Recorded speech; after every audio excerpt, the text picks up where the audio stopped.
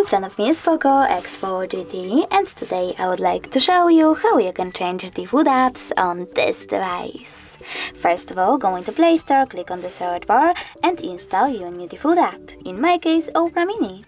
When it's ready, you don't have to open it, just select Home button. Now go into Settings, scroll down and choose Apps section. Following that, tap on Manage Apps and click on those three dots at the top right corner.